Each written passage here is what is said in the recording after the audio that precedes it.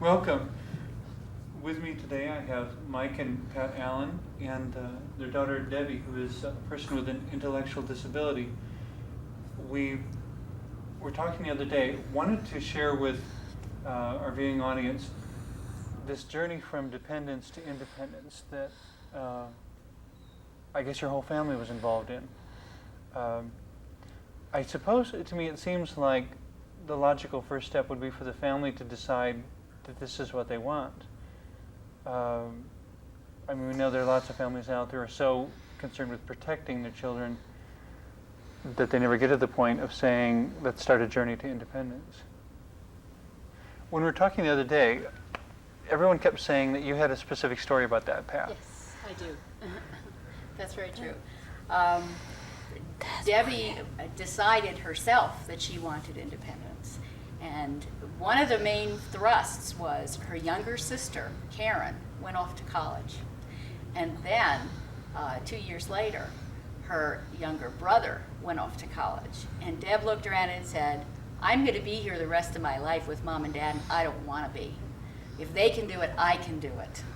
And so she started pushing us to push the system to get her out. And unfortunately, at the time she was deciding this, things had slowed down tremendously within the system. And the waiting lists were enormously long. And of course, at that time, we were thinking group home, and then eventually on her own, possibly with a roommate. But there was nothing available.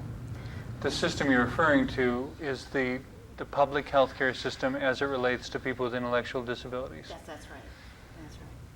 So, Deb, So you what wanna was, talk about that? so you came up with this thing of, I want to move to independence.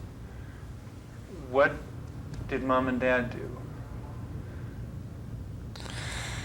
Oh, they helped me to get to the right help me to get to the right direction. One of the things I'm glad for is that they listened when I wasn't happy in the group home situation. I was happy that they didn't listen and that I was able to go home. And So you found them to be very supportive from the very beginning. yeah. Is that the norm in the other families you've encountered? I don't think so. I think the norm, as I saw it then anyway, was you give your child up to the system. And we were not willing to do that. We felt Deb had tremendous potential, and we felt eventually she could live on her own. So we supported her. That's certainly very commendable. And as you're saying that, I'm just thinking of all the families I've heard of where, unfortunately, it wasn't the case, and wishing there was, hoping maybe they're watching and maybe they'd think that there is more to it, that it's not so impossible. And then, as you were saying, you started doing this at a time when the system was not what it should be. Not that it is now, but even more so. It's certainly improved. Definitely. Right. What sort of things did the three of you encounter in the first, your first ventures toward independence? Well, the first thing that came available was a group home. And this was a group home of, I believe, 8 women with an elderly couple, not elderly, I shouldn't say, but an older couple in a home that was in downtown Colorado Springs or close to it. And we thought, well, this is great. We visited, and it looked wonderful. And then Deb got in to the home, had a roommate. That was fine. They got along just fine. But she found that she was so restricted in everything that she did. If she earned any money, they held the money. If she wanted a pop or soda, she had to ask for it. If she wanted to walk around the block, she could not do that by herself. She could not remain alone in the house by herself. They didn't want her riding the bus. At that time, we'd gotten her involved in some nurse aid classes at Pikes Peak Community College, and they didn't want her to do that. They didn't want her to do any volunteer work. And their idea of teaching independence was, especially in like grocery shopping and that kind of area, was to bring home groceries, put them on the kitchen table, have all the women sit down and discuss. This is grocery shopping. So Deb cried every day that she was there. She called me at work and cried every day. And finally, we just decided that this was not the situation for her. She was there 6 weeks, and that was enough. So she had to come I home. understand from our conversation the other day, Mike, that Yes. first it was a struggle to get her into the home, and then it was a struggle to get her out. Right. That's true. And of course, you're in the middle of all this, feeling like your life isn't your own, I suppose. Well, like my mom said, I was crying practically every day. It was just a place where I just didn't like. Hmm. I was so used to independence. My way of learning how to do grocery shopping before this was I was going with my mom to the grocery store. She ripped off half of her list, gave it to me, and said, "Here, get this, get these items. If I didn't get the right brand or the right item, she'd send me back." And then eventually I started getting my own lunches, and she made a spot for me in the refrigerator. And it went away. All that went away. And it just made me feel sad and upset. So you're trying to move from dependence on your parents to independence, and wound up actually going backwards. Yes. Exactly. Yeah. Interestingly, when Debbie first came out of high school, we got her on all the right waiting lists. One for the group home, and she immediately went into a sheltered workshop. And I, as a father, felt very comfortable with that situation. Went out and did my marathon running, got my life, my activities. But 2 years later, they're talking about turning points, and there was a big turning point in the way I viewed Debbie's situation. Pat worked on the living arrangement. I tended to look more at Debbie's work and career goals. And she was in a sheltered workshop, and we kept prodding them, not very hard, but prodding them about getting her into a job out in the community. And the turning point came at a staffing where Pat, myself, Debbie, a case manager from that system we were talking about before, and someone, a technician they call them, at the sheltered workshop. We're all sitting around the table. And the technician was really looking out for Debbie's interest and said, we ought to challenge her on this particular task that she wanted her to work on. And the case manager said to her point blank, "You should not do that because it might make you look bad." And to me, I'm that sorry. was my turning point, because I became an advocate for Debbie in the sense of systems change and all the rest, with quotes. I understand it's important to some people, but I have never found one's own reputation to be a good reason for anything. I mean, reputations are nice, but you should not base important decisions on them. It's just not workable to a human being. But Debbie made a move, and she can explain exactly what happened that really resolved that problem in the sheltered workshop. Why don't you tell them, Deb? Well, I used to act out a lot. One of the things that they eventually did was put a technician in between the two bathrooms. They were counting how many times they went to the bathroom, so that's what I for did a heaven's lot sake. of times. These are adults. Went more than 3 times. They said, "Go home." And eventually, I was in conversation with my dad over the one of the times that I had left, because the day before I had gone to the bathroom too many times and was sent home. This is ridiculous. And I immediately went back to my case manager and wanted to finish my phone conversation with my dad, and I had to hang up the phone for some reason. And you were going to call me. My dad was going to call me back, and I went back to my case manager and simply asking for 5 more minutes so that I could finish my conversation. She said, "No, you have to go back to work." I said, "Fine, I quit." Yep. Picked up my stuff, walked out, and as I was leaving, I heard her yelling, "Somebody get her case manager! She's gone crazy!" Because you So- quit a yeah. job you've done crazy. Because I had nerve enough to just get up and walk out. Right. So that was a major That change. must have been one of the most wonderfully liberating moments of your life. When you finally stood up and said, "I'm deciding." Yeah. That I had other sounds so people neat. before me. I saw other kids before me do the same thing. Just after a while, get up and walk out. No way out, and they just figured this is it. I didn't know if I could deal with a situation like that, for heaven's sakes. Goodness. Not to bridge on a tangent or digress too much, but I was telling someone the other day that we are the proof that God has a sense of humor. He's never created anything so absurd and ridiculous as a human race. But in any case, when we were talking on the phone the other day, Yes. something that really struck me, and again, not trying to put you two on a pedestal here, but there are so many things you did right that I see or hear of so many people doing wrong. And the one that really stuck out to me is when you said the professional expert psychologist told you you were screwing up because you weren't talking down to her. Right. Exactly. And I thought, why would you want to do that? Well, It doesn't make any sense. But these are the experts. This is what most of the American public hears, saying this is the way you talk to people with intellectual disabilities. Sure. I think I always treated Debbie like any of her brothers and sisters, with high expectation, and I just treated her like my friend often, and we conversed, and we were being interviewed for this psychologist to help Debbie find work in the community after that episode, and that was his comment. I was quite shocked about the fact that I had to talk down to her.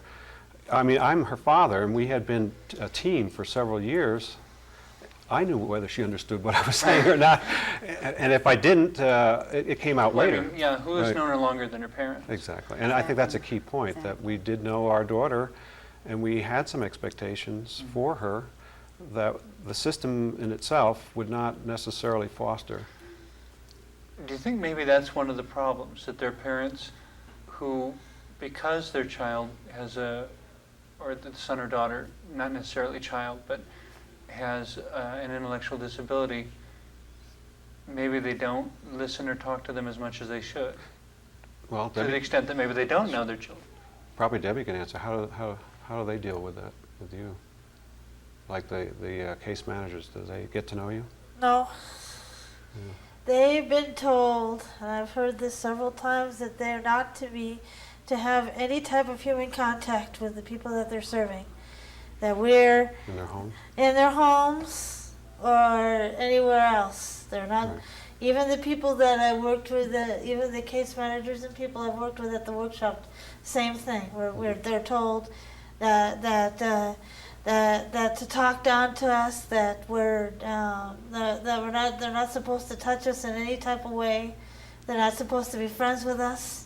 That's it. Right. What is the rationale behind that? Well, I think much of what Debbie says is true, primarily back in those early days. Now, we're talking Yes. Debbie's out of school now for, 12 years? Almost. Close to And 12 years. and a lot of these were mid-'80 kinds of ways Okay. of looking at the world. You did graduate from high school. Yes, I did. Definitely. Yes. And she did that at age 21. The schools here in Colorado allow someone with a disability to go as far as 21. But at the same time, we were trying to give her some experiences in college, and that helped. Those were, again, our expectations. And the system itself, through those case managers, were not able to provide the supports to make her survive there. So we had to do a little of our own case managing and make it work.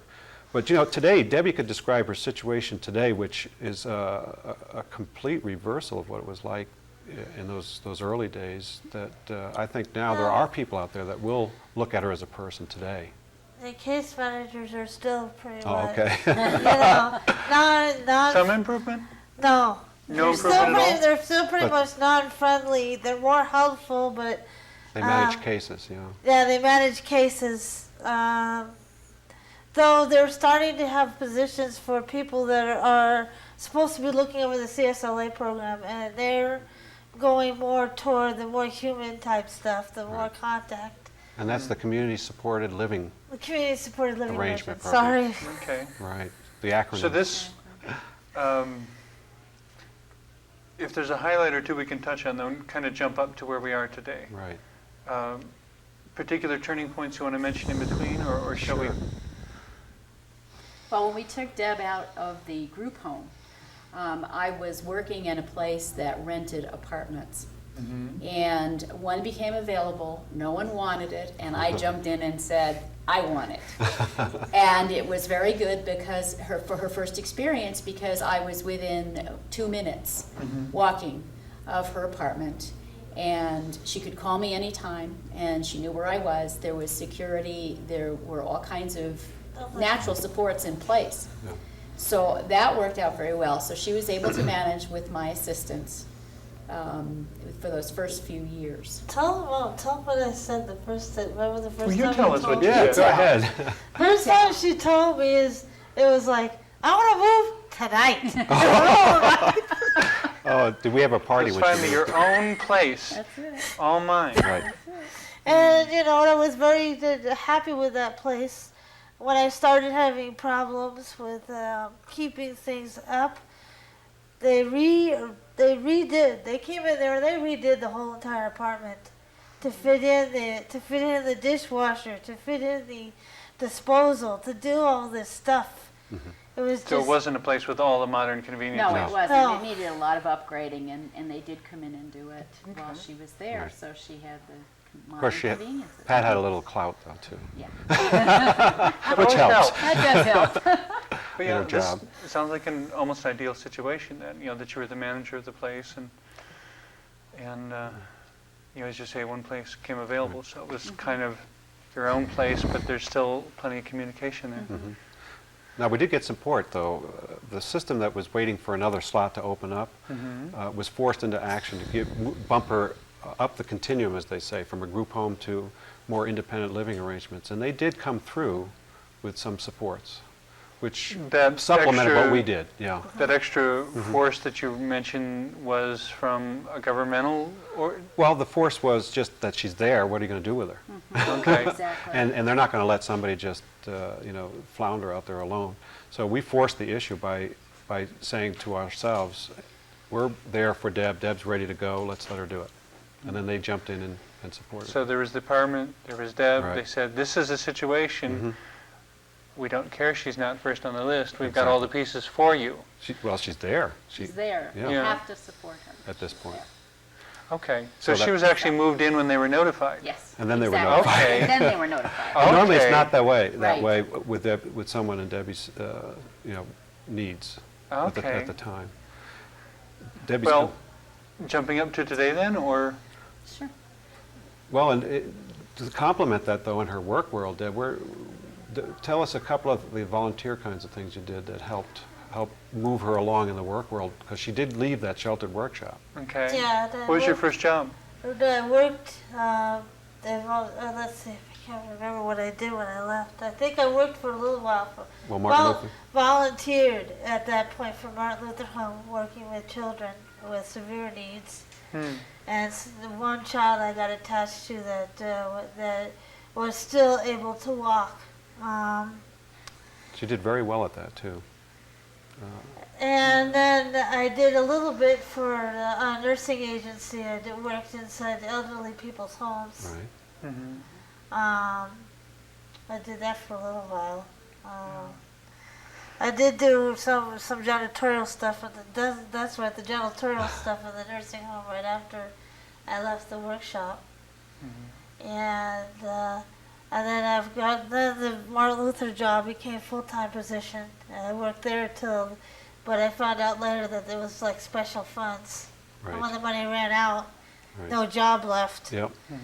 And then after that, I worked for, I didn't work for a long time, and then I went into UCCS Supportive Employment Program, and I finally got what I've been asking for since high school, working with children in a daycare center.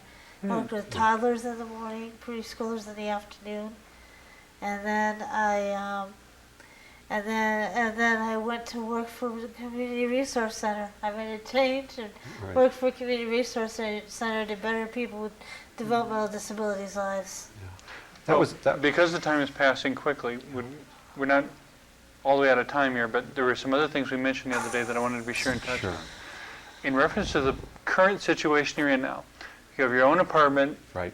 it is or it is not the same apartment? No, We've moved. She's It's not since the made same a couple of apartment. moves. She Right. made a couple of moves. Okay, so we moved a couple times. We have our own apartment now. Right. And there's something you referred to called the Center? Community- Center for it's Independent called- Living? Well, Or it's a community center board. It's a The Community Center Board. Okay, which and they're- looks over people with developmental disabilities' lives. okay. But they're not running things like a parent. They're enabling you in what ways? At first, community center boards didn't do that. They told you what you were doing wrong. They came in once a month. They told you what you were doing wrong, normally around your birthday. That's called the staffing. Now, Okay. now they come in. Now with the CSLA program, they come in. They do almost more like a personal futures plan, and instead of saying that you can't do this stuff, they're trying to figure out ways that how you can do it. Okay. Right. Kind of an educational, A dream. personal sort of? Yes. Well, you dream and then you try to realize those dreams. Okay. Yes. It's really a nice process. But again, a large part of that was the influence of us as parents, because we saw there was a better way. Mhm. And in many ways, we had to pull the system along with us, because we still have to rely a lot on them. Debbie receives HUD, SSI, right. social services kinds of activities, and typically their service coordinate, they now changed their name to service coordinators. But it's my understanding that it costs a whole lot less to maintain this kind of situation than it does to maintain someone in a group home Or an institution. or in an exactly. institution. Yes. Yet the It actual does. bill is considerably lower to have Right. people out on their own. Right, and they do rely more and more today on connecting Debbie and Debbie's friends with community-type people. Mhm. And, That's and right. Debbie is also through our affiliations, and I as a dad have switched into working more with people with disabilities and their causes, more as an activist though, and so I've connected her with the disability community itself as well. We have a few minutes left. I wanted to touch on, you said at the present your job has a lot to do with political advocacy. Right. And wonder if you tell us a little bit about that. And then also, like we were talking the other night, what you hope for your personal future. Where do you want this whole thing to go? And maybe if you want to throw some comments in as a family, where we hope this whole thing goes. We just have a few Where- minutes left. All righty. I work as a lobbyist for volunteer lobbyist for the Cross Disability Coalition, so I do a lot for Jean down at the Capitol building. Jean Parker? Jean Parker, yeah. Yeah, she's been a guest on the show in the past. And I and I also work with a lot of stuff that goes on down at Capitol building concerning people with developmental disabilities. Last year was the big one. They were doing restructuring, and I've been following that pretty thoroughly. Restructuring, meaning? The whole entire system that we're served under. Okay. So now she can go back and change it. That's Herself. empowerment. Isn't it? That's right. What I want for the future is someday to own my own home, to still stay and see this, I forget how you say it, the CSLA Yeah, program. community supported living. Community supportive living arrangements, arrangement. and possibly that I want more birds. I have one now. I want more. That's right. You had was it a parakeet or Parrot. a parakeet? Bingo. No, it's Okay. Benji. What do you call it? Bungee. Budgie. Budgie. Our Australian bungee. Right. Okay. And I want more. So I want more birds. I want to have a puppy. I want a house so that I can have the puppy, the birds, and I want to be able to continue to live my life independently and teach others. I want to still be able to teach others how to live independently. Hmm. I wish you very Yeah. well in that. And I hope that Debbie does realize her dream of working, say, as a lobbyist. That's one of the aspects of the kinds of things that she's doing. Yeah. We have some mentors in place for her, and they've been working with her. So I could see her realizing that she's really well set in her community here in Denver. Mhm. The name of the community center board is Denver Options, and we purposely chose them in the metro area to be her community center board for their values. So I think she's really fitting in well. It's the work area that we're concentrating on too, the Okay. career. So that's my dream, is to have her really Boy, realize this her has been career. wonderful. Thank you so much for being with us today, and don't know what else to say in conclusion. I'm sure there's more to talk about, but really thank you for being guests on the show. Thank you. Our pleasure.